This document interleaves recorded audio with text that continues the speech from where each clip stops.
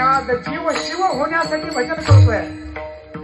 ती शिवाची शक्ती आम्हाला बोलवते आहे मोठ्या प्रेमाने. त्या शक्तीशी एकरस होण्यासाठी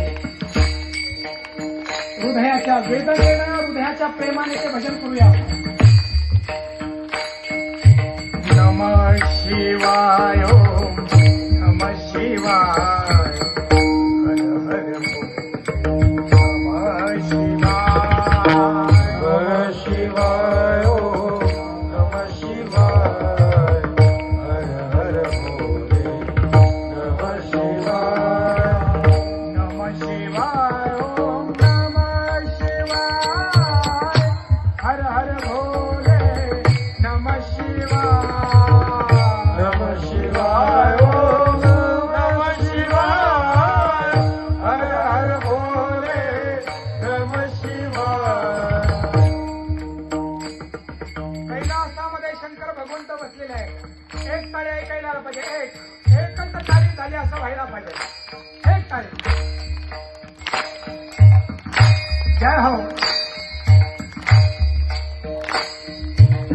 अंतकरण जर शुद्ध झालं तर त्या शिवतत्वाशी आपण जोडल्या जाणार आहोत. अंतकरणाला एकाग्र करा. त्या शिवशक्तीशी जोडायचंय आपल्याला. कैलासामध्ये शिव भगवंत पार्वतीला सांगताय. शिवरात्रीचा दिवस आहे. एक चंड भिल्ल नावाचा शिकारी निघाला. दिवसभर शिकार करण्यासाठी फिरला. पण शिकार त्याला मिळाली नाही. एका घनदाट अरण्यामध्ये तो गेलेला एका झाडावर बसलाय. योग असा आहे. भगवान शिवांची कृपा झाली आणि त्या झाडावर बसलेला होते. त्या बेलाचं झाड होतं.